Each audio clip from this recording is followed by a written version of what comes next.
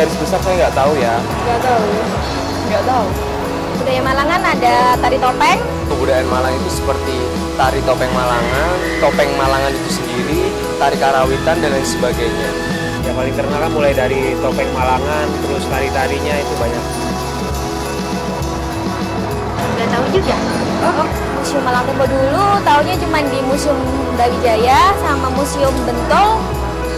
Itu ada di belakangnya Balai Kota Malang. Tahu saya Museum Malang Tempo dulu itu adanya di belakang Balai Kota ya? Enggak tahu. Museum Malang Tempo dulu saya nggak tahu malah. Tahunya itu Festival Malang Tempo dulu, dan sekarang kan sudah dihapuskan. Jadi kalau museum saya nggak tahu.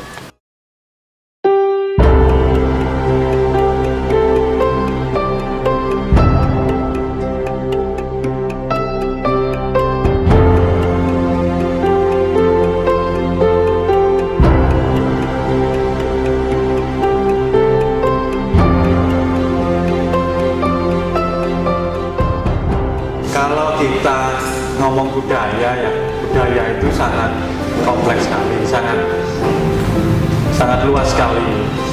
Pakaian, bahasa, kuliner segala macam itu juga bagian dari budaya, dan seni juga bagian dari budaya. Kalau yang ditanyakan tentang mungkin lebih banyak ke seni baik itu tangible maupun intangible.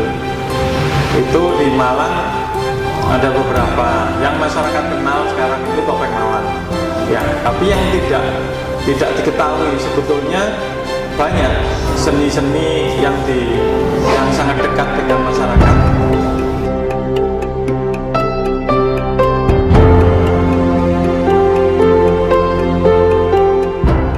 Malang itu sendiri kan sebetulnya sudah ada sejak zaman kolonial, dan bahkan kita sempat dipimpin oleh seorang warga negara Belanda untuk menjadi kepala daerah. Yang memperkenalkan budaya sendiri itu pasti tantangannya lebih banyak. Justru tantangannya tidak hanya datang dari masyarakat luar gitu, tapi dari masyarakat sendiri. Jadi justru dari sekolah, dari pemerintah, masyarakatnya sendiri itu yang kurang support. Masyarakat sendiri itu sekarang mereka berpikir ini ya, apa namanya, kalau budaya luar itu lebih baik gitu ya. Jadi mereka justru yang meninggalkan budaya sendiri mereka. Jadi kita menerangkan lagi sejak awal gitu, mulai dari nol gitu. Itu semua kan juga tergantung dari ini juga ya, mindset dari kurikulum pendidikan yang ada sekarang. Apalagi kan sejarah itu sendiri rupanya masih diperbaiki lagi atau diluruskan kembali. Cuman sampai sekarang konsep yang sebenarnya mengenai pendidikan sejarah kan belum mencapai pada satu titik yang betul-betul harus dipahami. Pertama, kedua, bisa juga dari si siswa atau si generasi muda itu yang memang sudah terpengaruh oleh era modern yang ada sekarang. Sebetulnya ada tugas-tugas dari seorang budayawan itu, mulai dengan penelitian, kemudian dari hasil penelitiannya sendiri itu harus disosialisasikan ke masyarakat, diaplikasikan ke masyarakat. Jadi kalau penelitian terus hasilnya cuma ditaruh di perpustakaan saja rumah gitu, tidak bisa teraplikasi gitu. Nah ini sebetulnya salah satu bentuk aplikasi ya. Jadi saya bikin museum, kemudian restoran, itu adalah salah satu bentuk aplikasi. Salah satunya kita mengenalkan sejarah kota Malang yang ada pada beberapa tahun lalu untuk konsep MDD, mengenalkan kondisi kota Malang pada saat itu. Sekarang ini saya kepingin konsep itu terjaga dengan baik ya.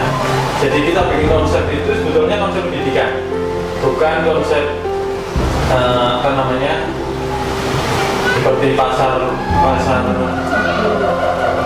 minggu gitu. Itu bukan konsepnya seperti itu gitu.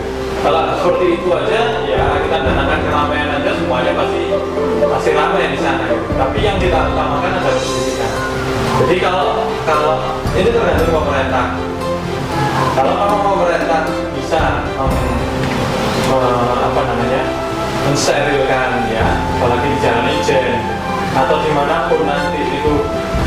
betul-betul kita bisa belajar dengan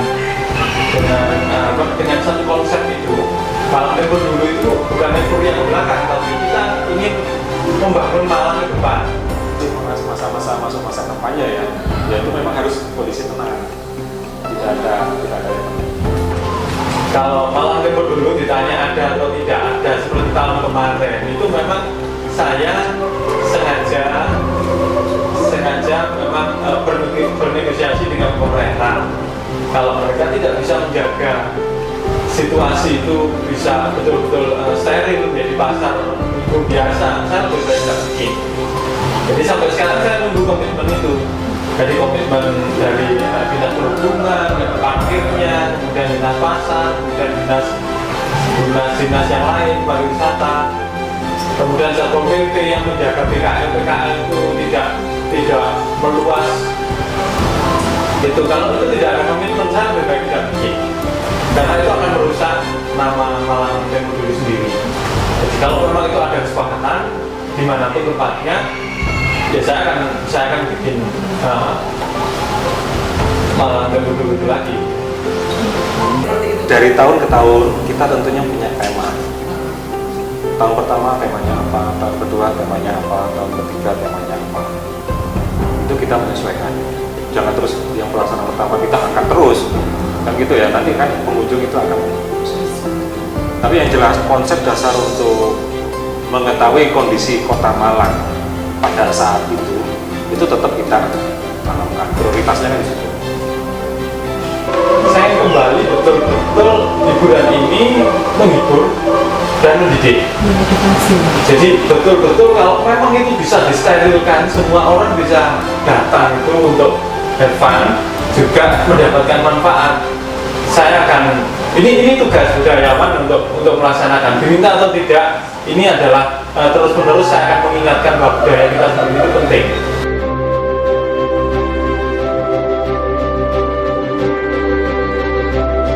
Keinginannya bikin itu untuk mengembalikan, minimal mengembalikan ingatan bahwa kita itu budaya kita itu Inggil, makanya restoran saya namakan Inggil gitu.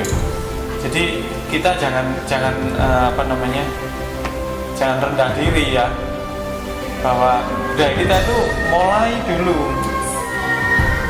tahun ini yang semua yang ada di museum ini abad ke-9, abad ke-15 itu menunjukkan bahwa sebetulnya kita itu lebih tinggi, lebih Inggil dari budaya-budaya yang lain. Terus kenapa sekarang kita lebih banyak mengakui budaya-budaya Korea, budaya-budaya Jepang, Barat, segala macam ya.